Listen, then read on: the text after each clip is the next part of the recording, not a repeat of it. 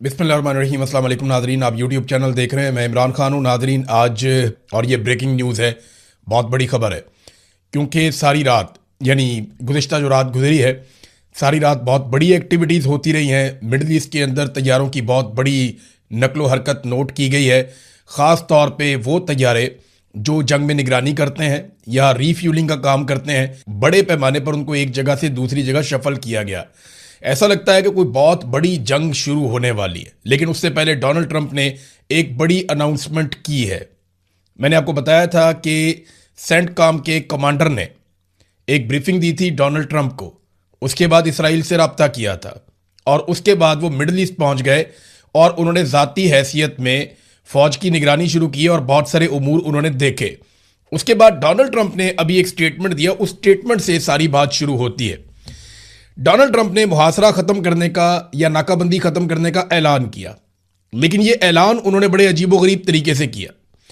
Donald Trump ने यह कहा कि दोस्तों ने मेरे से रब्ता किया है, बहुत सारे ममालिक ने, और नाकाबंदी अब वो ख़त्म कर रहे हैं और जहाज़ों को वो आबने हुर्मत से गुजारेंगे, स्कॉट करेंगे या उनकी मदद करेंगे जहाज़ों की कि वो आबने हुर्मत से गुजर के निकल जाएं।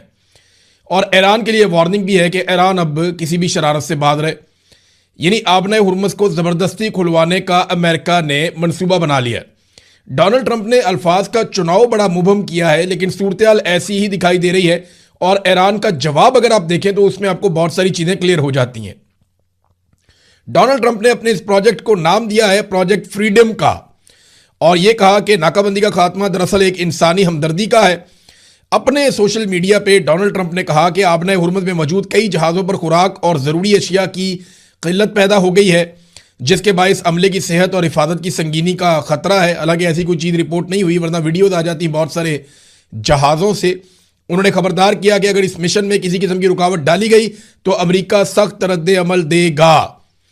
फिर ये पेशरफ्त ऐसे वक्त पे सामने आई है जब आबने हुर्मत में ईरान की जानिब से आयद गैर आलानिया पाबंदी और अमरीकी बहरी नाकाबंदी के बायस आलमी तिजारत और तेल की तरसील जो है वो बुरी तरह मुतासर हो चुकी है। देखिए, ये आंख झपकने का मुकाबला था, आसाब की लड़ाई थी। ईरान ने अंदर से आबने हुर्मत को बंद किया हुआ था, उसके ऊपर भी बहुत दबाव था, और अमेरिका ने बाहर से नाकाबंदी की हुई थी, उसके ऊपर भी बहुत दबाव था। अभी अमरीकी सदर को चीन के दौरे के लिए भी जाना है, 14-15 मई का ये टाइम है और वहां पे तैयारियां भी शुरू हो चुकी हैं। तो डोनाल्ड ट्रंप को जो भी करना है वो उससे पहले करना है। अगर लड़ाई करनी है या लड़ाई को समेटना है तो उससे पहले करेंगे तो ज्यादा बेहतर अंदाज में वो अपना दौरा मुकम्मल करेंगे। और अगर वो लड़ाई के बीच में जाते हैं तो सिचुएशन मुख्तलिफ होगी, या फिर उनको दौरा एक मरतबा फिर आगे भी करना पड़ सकता है। वो फिर देखना पड़ेगा कि चाइना के सदर की अवेलेबिलिटी और बाकी मामलात कैसे होते हैं। बहरहाल इस वक्त सूरत हाल ये है कि डोनाल्ड ट्रंप ने ईरान को वार्निंग दी और उन्होंने कहा कि मैं मुख्तलिफ ममालिक के जहाज़ों को यहां से निकालूंगा। अब ये एक ट्रैप भी हो सकता है। देखिए, माजी में इसी तरह का हथकंडा 1964 में अमेरिका ने इस्तेमाल किया था वियतनाम पे हमले के लिए। जब अमेरिकी सदर जॉन एफ कैनेडी को कत्ल किया गया था 1963 में, तो उसके बाद नायब सदर था जॉनसन, वो अमेरिका का सदर बन गया था। और फिर एक वाकया हुआ था वियतनाम के पानियों में, जिसके बहाने अमेरिका वियतनाम के साथ एक लड़ाई में उतर गया। देखिए, वियतनाम की लड़ाई से मिलती जुलती लड़ाई है जो अमेरिका यहां पे आबने हुर्मत में करने जा रहा है। वहां पे भी पानी में होने वाली एक झड़प का बहाना बनाया गया था और यहां पे भी ऐसा लगता है कि मामला उसी तरफ जा रहा है। वहां गल्फ ऑफ टॉनकिन थी, गल्फ ऑफ टॉनकिन अगर आप लिखेंगे ना इंटरनेट पे तो आपको मिल जाएगा इसकी सारी तफसीलात। और यहां पे एक मुआहदा भी हुआ था और अमेरिकन जहाज के ऊपर यह दावा किया गया था कुछ छोटे जहाज़ों ने अटैक किया है और उसके बाद उन जहाज़ों को डबो दिया गया था फ़िज़ाई मदद मंगवाने के बाद। और 2 दिन के बाद एक झूठा हमला रिपोर्ट किया गया था कि अमेरिकन जहाज़ पर दोबारा हमला हुआ है, जबकि अमेरिकन जो कैप्टन थे उन्होंने ये कहा कि कोई हमला नहीं हुआ।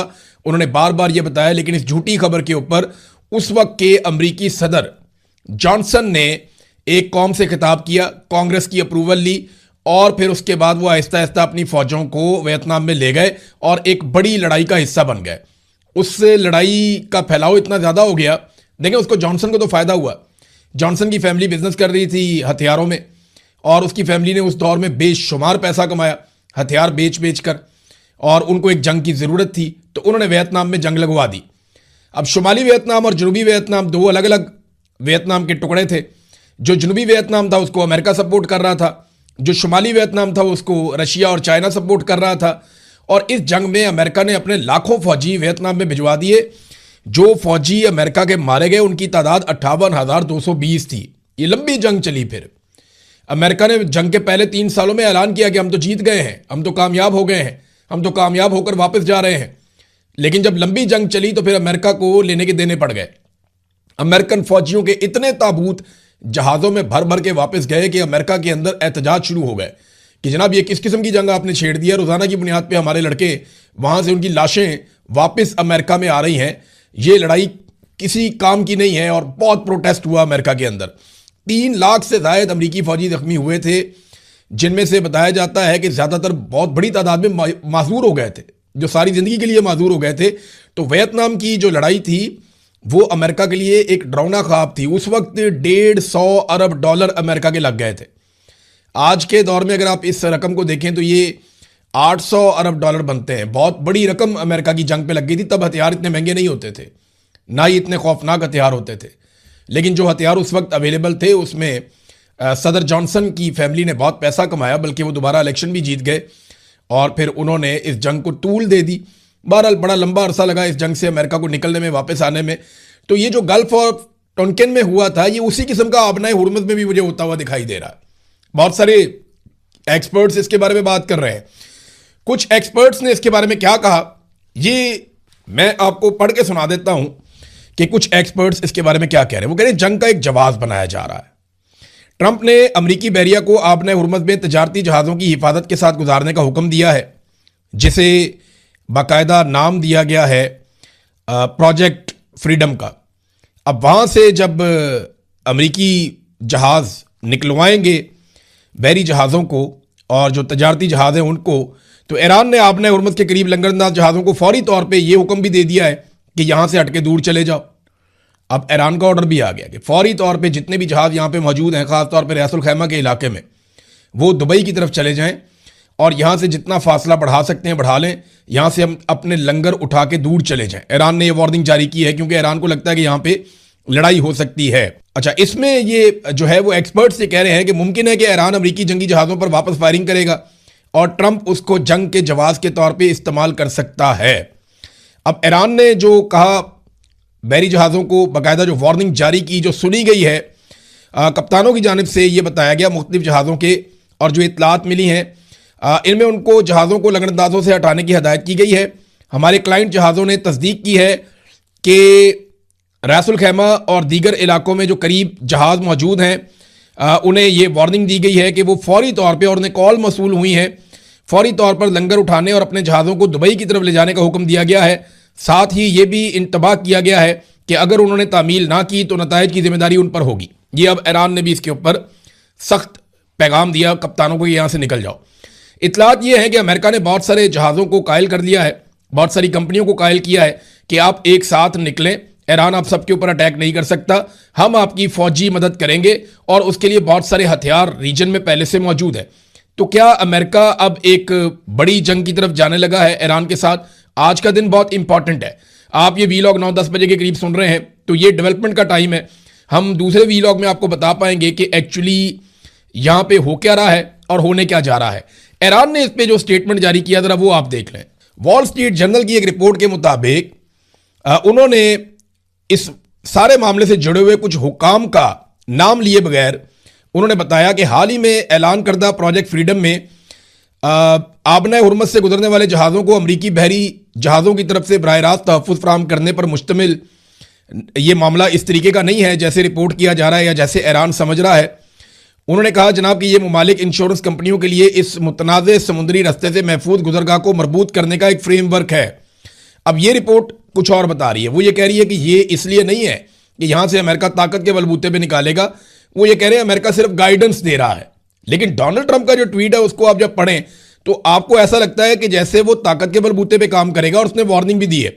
ईरान ने आबनाए हुर्मुज़ में किसी भी अमरीकी फौजी कार्रवाई के खिलाफ डोनाल्ड ट्रंप को खबरदार कर दिया है। सदर ट्रंप के इस ऐलान के जवाब में कि अमरीका आबनाए हुर्मुज़ से तजारती जहाज़ों की रहनुमाई करने का इरादा रखता है, एक ऐसा ऑपरेशन जिसे सेंटकॉम गाइडेड मिसाइल डिजास्टर्स और 15,000 फौजी एहलकारों पर मुश्तमिल बताया जा रहा है। यानी इसमें जो अमेरिकन मिसाइल्स हैं वो भी इस्तेमाल होंगे। इसमें 15,000 अमरीकी मरीन्स हैं, उनको इस्तेमाल किया जाएगा।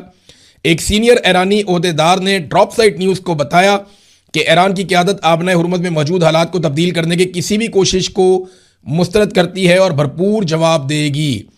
ईरानी ओहदेदार ने कहा कि ट्रंप के इस इकदाम का बुनियादी मकसद ईरान को तसादुम की तरफ पहला कदम उठाने पर उकसाना है।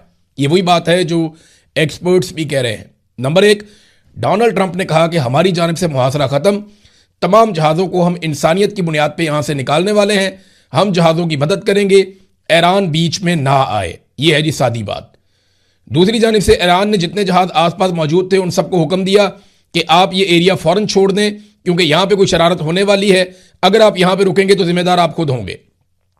तीसरा, जो एक्सपर्ट्स हैं वो ये कह रहे हैं कि अमेरिका की कोशिश है कि ईरान लड़ाई में पहल करे और उसके बाद कोई बड़ी लड़ाई की जाए। चौथी अहम बात यह है कि खित्ते के अंदर जिस बड़ी तादाद में हवा में ड्रोन्स और तैयारे इस वक्त मूव कर रहे हैं और जितनी बड़ी फौजी और हथियारों की नकलो हरकत हो रही है, उससे ऐसा लगता है कि अमेरिका इसको लड़ाई के एक जवाब के तौर पे इस्तेमाल कर सकता है।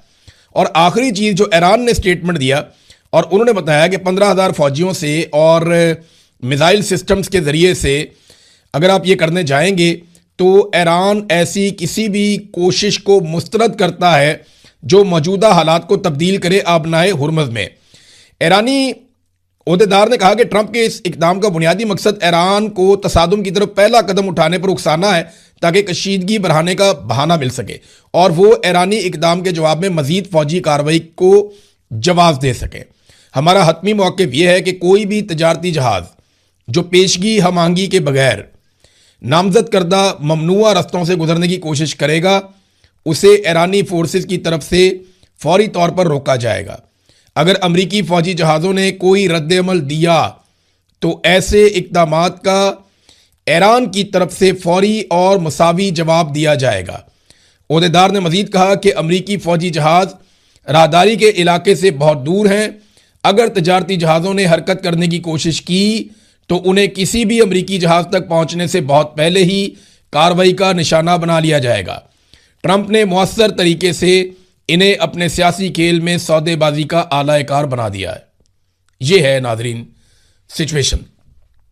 एक तरफ डोनाल्ड ट्रंप का ऐलान, उसके बाद ईरान का ऐलान कि कोई भी जहाज़ यहां से नहीं गुजरेगा बल्कि यहां से दूर चले जाएं।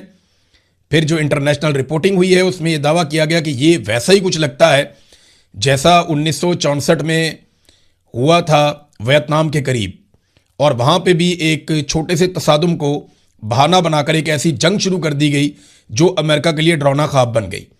तो क्या अमेरिका यहां पे भी उसी नौयत की एक जंग छेड़ने जा रहा है जो कई सालों तक जारी रह सकती है? क्योंकि जंग शुरू करना तो आसान है, उसे ख़त्म करना उतना आसान नहीं होता। वहां पे अमेरिका के जो है वो बहुत बड़ी तादाद में न सिर्फ फौजियों का नुकसान हुआ था, साजो सामान का नुकसान हुआ था, बल्कि तारीख में वो पहली ऐसी जंग थी जो अमेरिका बुरी तरह हार गया था।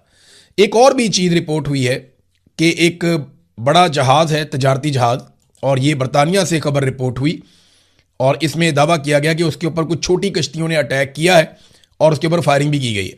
ये खबर बिल्कुल वैसी खबर है जो 2 अगस्त 1964 को अमेरिकन मीडिया पे चली थी और वेस्टर्न मीडिया पे ये खबर चली थी 2 अगस्त 1964 को, कि छोटे जहाज़ों ने एक बड़े जहाज़ के ऊपर अटैक किया और वहाँ पे फायरिंग का तबादला हुआ। बिल्कुल वैसी ही खबर आज यहाँ पे भी छपी है कि छोटी कश्तियों ने, छोटे जहाज़ों ने अटैक किया एक तजारती जहाज़ के ऊपर, लेकिन कोई नुकसान बड़ा रिपोर्ट नहीं हुआ। अब इन चीज़ों को बहाना बनाकर अगर जंग शुरू की जाती है तो सूरत-ए-हाल काफ़ी ज़्यादा बिगड़ सकती है। नाज़रीन, पाकिस्तान ने पूरी कोशिश की है कि कुछ ना कुछ करके ये जंग जो है वो ख़त्म हो जाए। ये जंग आगे नहीं बढ़नी चाहिए क्योंकि पाकिस्तान की गवर्नमेंट के ऊपर, पाकिस्तान की एस्टेब्लिशमेंट के ऊपर बहुत ज़्यादा दबाव है।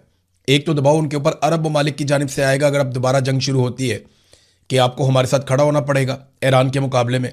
अब ये बहुत बड़ी दिक्कत है, फ़ौजी बहुत बड़ी तादाद में पहुँचा दिए गए हैं, बाकायदा एयरफोर्स का साजो सामान भी पहुँच गया है सऊदी सरजमीन के ऊपर। तो ये एक बड़ा चैलेंज पाकिस्तान के लिए रहेगा। दूसरा, पाकिस्तान में जो मईशत का एक बहुत बड़ा मसला है उसको कोई और मुल्क बाहर से बैठ के हल नहीं कर सकता क्योंकि वो मुस्तकिल हल नहीं होगा। जो भी आपको कर्जा देगा वो आपके ऊपर बोझ बनता चला जाएगा और फ्यूचर में आपको वो बोझ उतारना पड़ेगा। तो पाकिस्तान बहुत बुरी तरह फंसा है। हर हाल में हमें सिर्फ सूट करती है तो जंगबंदी, इसके अलावा पाकिस्तान को इस रीजन में कुछ भी सूट नहीं करता। नाज़रीन, क्योंकि ये ब्रेकिंग न्यूज़ है, बड़ी खबर है, मैं बाकी खबरों पे आपको नेक्स्ट वीलॉग में आगाह करूंगा, बल्कि एक स्पेशल वीलॉग मैं तैयार कर रहा हूँ और वो सारे पाकिस्तानियों को उसके बारे में जानना चाहिए। हर पाकिस्तानी को पता होना चाहिए कि IPPs ने किस तरीके से पाकिस्तानियों का खून निचोड़ा है, पाकिस्तान के हर घर पे डाका पड़ा है, पाकिस्तान के हर शख्स की जेब काटी गई है। पाकिस्तान के हर आदमी को पता होना चाहिए कि किस जर्नैल ने क्या किया, किस सियासतदान ने क्या किया, किसने कितनी जेब काटी और किसने अवाम का खून निचोड़कर अपनी अपनी जेब भरी। ये IPPs का पूरा जो गोरख धंधा है, ये किस तरह शुरू हुआ और किस तरह अपने अंजाम को पहुंचेगा, ये तमाम चीज़ों के ऊपर मैं एक बड़ा तफसीली वीलॉग बना रहा हूँ। इसके अलावा 9 मई के हवाले से, क्योंकि वो दिन आ रहा है, उस पर भी हमें बात करनी है, तो डिफरेंट डॉक्यूमेंट्रीज़ के ऊपर मैं काम कर रहा हूँ। साथ साथ इंशाल्लाह वो तफसीलात आपको मैं बताऊँगा अपने आने वाले वीलॉग्स में। अब तक के लिए इतना ही, अपना ख्याल रखिएगा, अपने इस चैनल का भी। अल्लाह हाफिज़।